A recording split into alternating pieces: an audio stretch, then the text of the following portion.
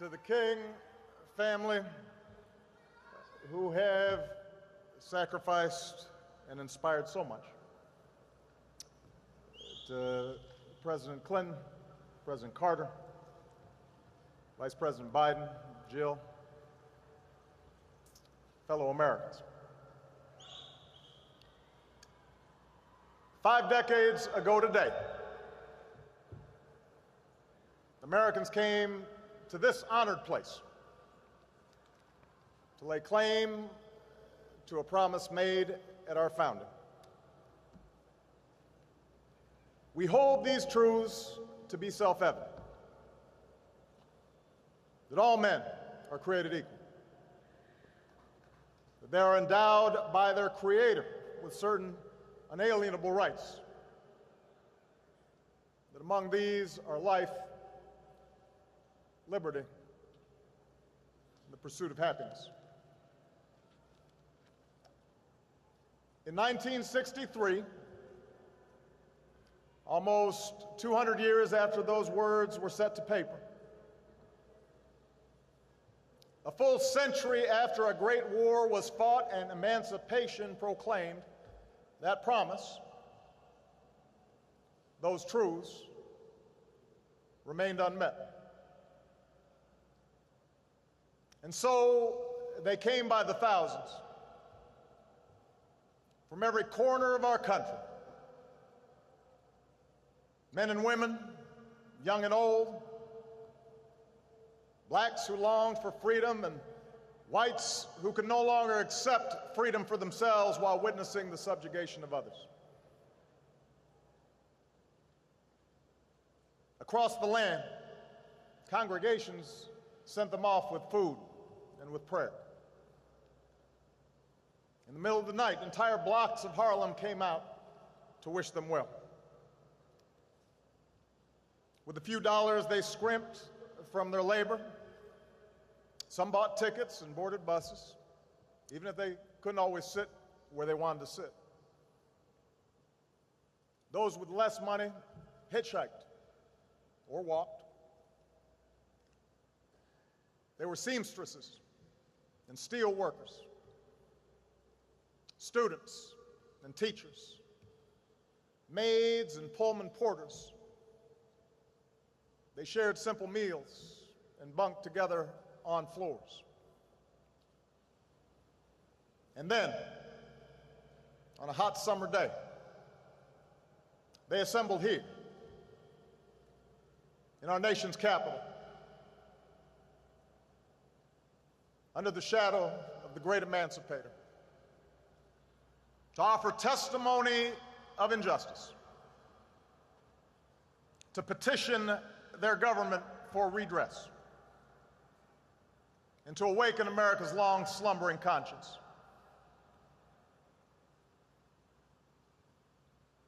We rightly and best remember Dr. King's soaring oratory that day, how he gave mighty voice to the quiet hopes of millions, how he offered a salvation path for oppressed and oppressors alike. His words belong to the ages, possessing a power and prophecy unmatched in our time. But we would do well to recall that day itself also belonged to those ordinary people whose names never appeared in the history books, never got on TV. Many had gone to segregated schools and sat at segregated lunch counters. They lived in towns where they couldn't vote, in cities where their votes didn't matter. They were couples in love who couldn't marry, soldiers who fought for freedom abroad that they found denied to them at home. They had seen loved ones beaten and children fire-hosed, and they had every reason to lash out in anger or resign themselves to a bitter fate. And yet, they chose a different path. In the face of hatred, they prayed for their tormentors. In the face of violence, they stood up and sat in with the moral force of nonviolence. Willingly, they went to jail to protest unjust laws, their cells swelling with the sound of freedom songs. A lifetime of indignities had taught them that no man can take away the dignity and grace that God grants us. They had learned through hard experience what Frederick Douglass once taught, that freedom is not given, it must be won through struggle and discipline, persistence and faith.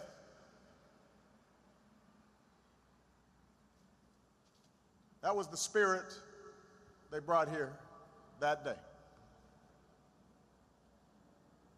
That was the spirit young people like John Lewis brought to that day. That was the spirit that they carried with them like a torch back to their cities and their neighborhoods. That steady flame of conscience and courage that would sustain them through the campaigns to come. Through boycotts and voter registration drives and smaller marches far from the spotlight. Through the loss of 4 little girls in Birmingham and the carnage of the Edmund Pettus Bridge, and the agony of Dallas and California and Memphis. Through setbacks and heartbreaks and gnawing doubt, that flame of justice flickered. It never died. And because they kept marching, America changed. Because they marched, the civil rights law was passed. Because they marched, a voting rights law was signed. Because they marched, doors of opportunity and education swung open so their daughters and sons could finally imagine a life for themselves beyond washing somebody else's laundry or shining somebody else's shoes. Because they marched, city councils changed and state legislatures changed and Congress changed and yes, eventually the White House changed.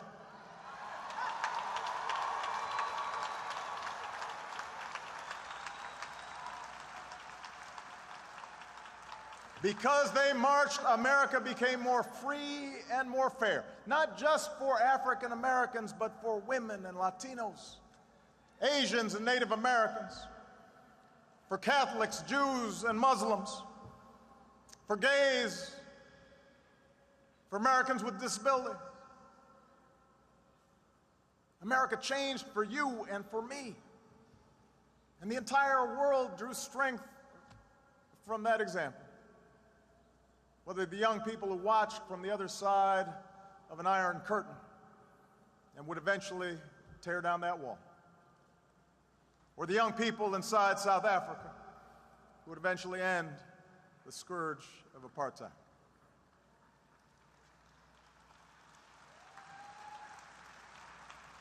Those are the victories they won,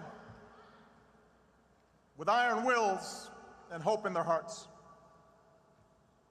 That is the transformation that they wrought with each step of their well-worn shoes. That's the debt that I and millions of Americans owe those maids, those laborers, those porters, those secretaries, folks who could have run a company maybe if they'd ever had a chance. Those white students who put themselves in harm's way even though they didn't have to. Those Japanese Americans who recalled their own internment, those Jewish Americans who had survived the Holocaust, people who could have given up and given in, but kept on keeping on, knowing that weeping may endure for a night, but joy cometh in the morning.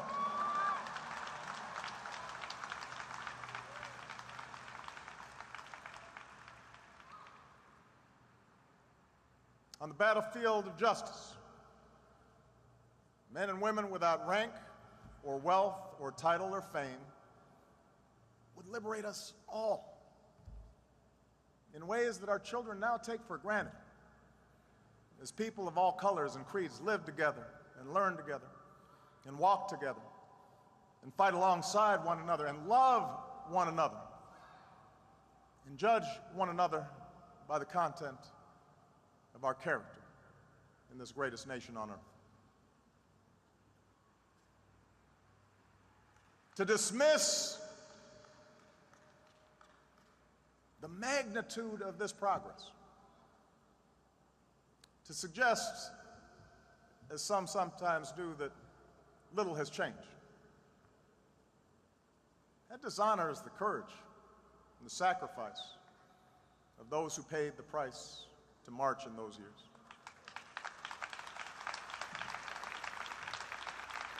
Medgar Evers, James Chaney, Andrew Goodman, Michael Schwerner, Martin Luther King Jr., they did not die in vain.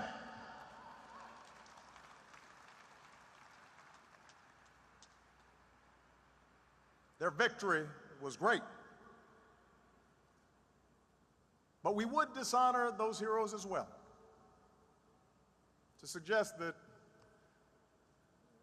the work of this nation is somehow complete. The arc of the moral universe may bend towards justice, but it doesn't bend on its own. To secure the gains this country has made requires constant vigilance, not complacency, whether by challenging those who erect new barriers to the vote, or ensuring that the scales of justice work equally for all and the criminal justice system is not simply a pipeline from underfunded schools to overcrowded jails. It requires vigilance.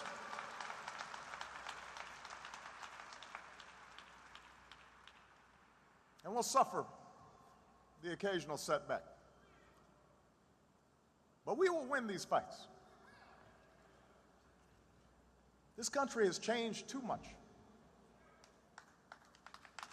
People of goodwill, regardless of party, are too plentiful for those with ill will to change history's currents.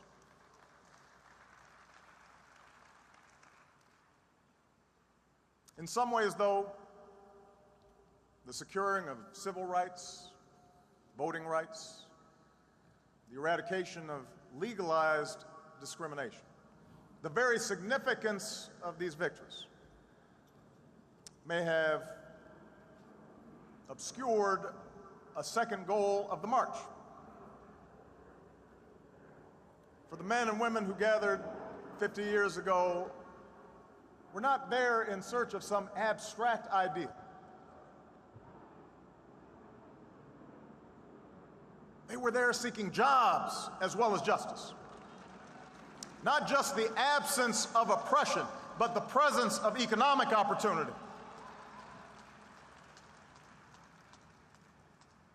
For what does it profit a man, Dr. King would ask, to sit at an integrated lunch counter if he can't afford the meal?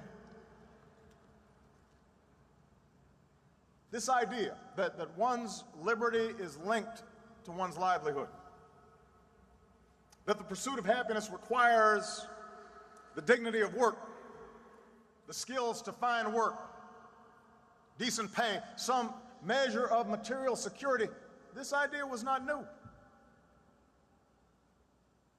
Lincoln himself understood the Declaration of Independence in such terms, as a promise that in due time the weights should be lifted from the shoulders of all men, and that all should have an equal chance. And Dr. King explained that the goals of African Americans were identical to working people of all races. Decent wages, fair working conditions, livable housing, old age security, health and welfare measures, conditions in which families can grow, have education for their children, and respect in the community. What King was describing has been the dream of every American. It's what's lured for centuries new arrivals to our shores. And it's along this second dimension of economic opportunity, the chance through honest toil to advance one station in life, where the goals of 50 years ago have fallen most short. Yes, there have been examples of success within Black America that would have been unimaginable a half-century ago. But as has already been noted, Black unemployment has remained almost twice as high as white employment. Latino unemployment close behind. The gap in wealth between races has not lessened, it's grown. And as President Clinton indicated, the position of all working Americans, regardless of color, has eroded, making the dream Dr. King described even more elusive. For over a decade, working Americans of all races have seen their wages and income stagnate, even as corporate profits soar, even as the pay of a fortunate few explodes. Inequality has steadily risen over the decades. Upward mobility has become harder. In too many communities across this country, in cities and suburbs and rural hamlets, the shadow of poverty casts a pall over our youth, their lives a fortress of substandard schools and diminished prospects, inadequate health care, and perennial violence. And so, as we mark this anniversary, we must remind ourselves that the measure of progress for those who marched 50 years ago was not merely how many blacks could join the ranks of millionaires. It was whether this country would admit all people who are willing to work hard, regardless of race, into the ranks of a middle-class life.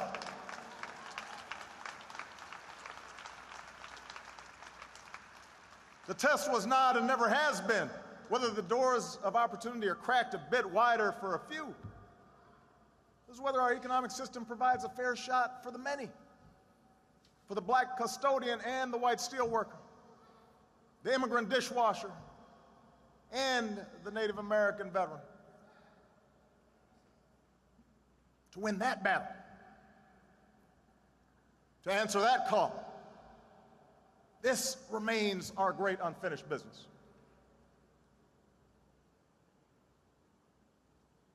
We shouldn't fool ourselves. The task will not be easy. Since 1963, the economy's changed.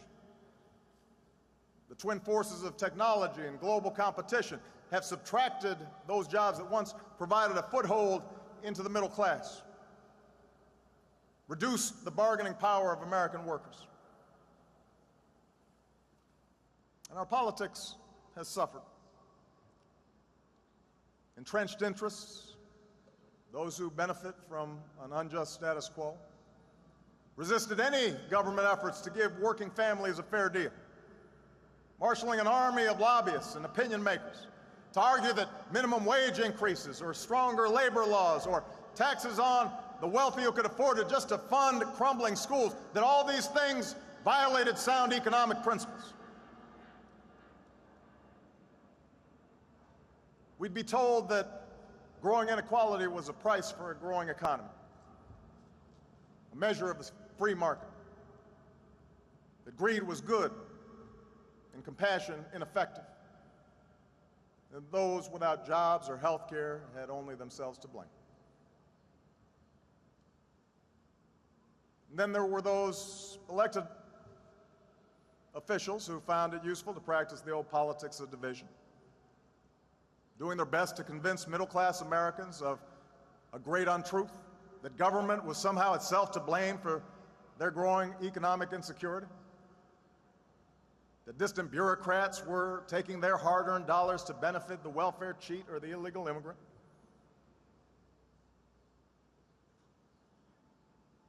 And then, if we're honest with ourselves, we'll admit that during the course of 50 years, there were times when some of us, claiming to push for change lost our way. The anguish of assassinations set off self-defeating riots. Legitimate grievances against police brutality tipped into excuse-making for criminal behavior. Racial politics could cut both ways, as the transformative message of unity and brotherhood was drowned out by the language of recrimination. And what had once been a call for equality of opportunity, the chance for all Americans to work hard and get ahead, was too often framed as a mere desire for government support, as if we had no agency in our own liberation, as if poverty was an excuse for not raising your child, and the bigotry of others was reason to give up on yourself. All of that history is how progress stalled. That's how hope was diverted. That's how our country remained divided. But the good news is, just as was true in 1963, we now have a choice. We can continue down our current path in which the gears of this great democracy grind to a halt and our children accept a life of lower expectations, where politics is a zero-sum game, where few do very well while struggling families of every race fight over a shrinking economic pie. That's one path. Or we can have the courage to change. The March on Washington teaches us that we are not trapped by the mistakes of history, that we are masters of our fate. But it also teaches us that the promise of this nation will only be kept when we work together. We'll have to reignite the embers of empathy and fellow feeling, the coalition of conscience that found expression in this place 50 years ago. And I believe that spirit is there, that truth force inside each of us. I see it when a white mother recognizes her own daughter in the face of a poor black child. I see it when the black youth thinks of his own grandfather in the dignified steps of an elderly white man. It's there when the native-born recognizing that striving spirit of the new immigrant. When the interracial couple connects the pain of a gay couple who are discriminated against and understands it as their own. That's where courage comes from. When we turn not from each other or on each other, but towards one another, and we find that we do not walk alone. That's where courage comes from. And with that courage, we can stand together for good jobs and just wages. With that courage, we can stand together for the right to health care in the richest nation on earth for every person.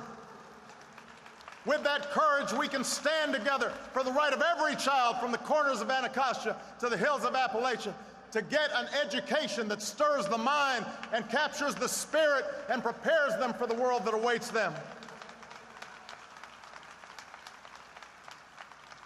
With that courage, we can feed the hungry and house the homeless and transform bleak wastelands of poverty into fields of commerce and promise.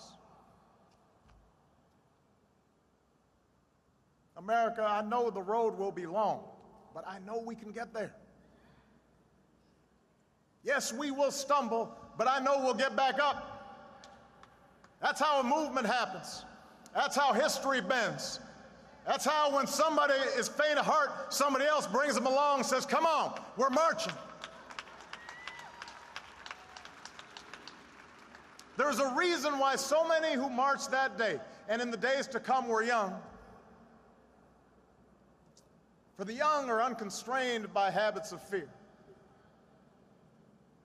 unconstrained by the conventions of what is.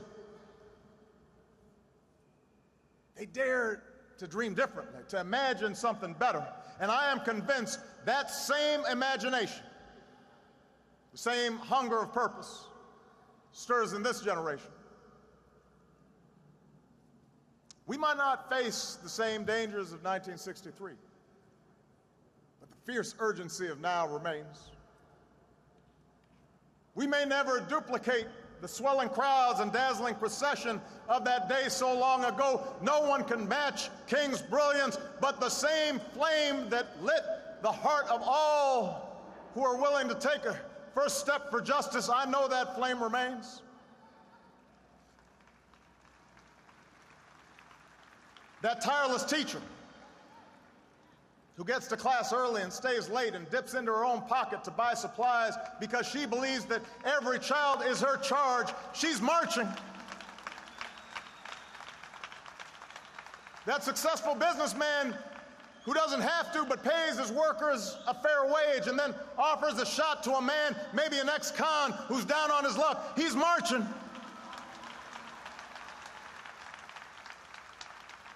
The mother who pours her love into her daughter so that she grows up with the confidence to walk through the same doors as anybody's son, she's marching. The father who realizes the most important job he'll ever have is raising his boy right, even if he didn't have a father, especially if he didn't have a father at home, he's marching. The battle-scarred veterans who devote themselves not only to helping their fellow warriors stand again and walk again and run again, but to keep serving their country when they come home, they are marching.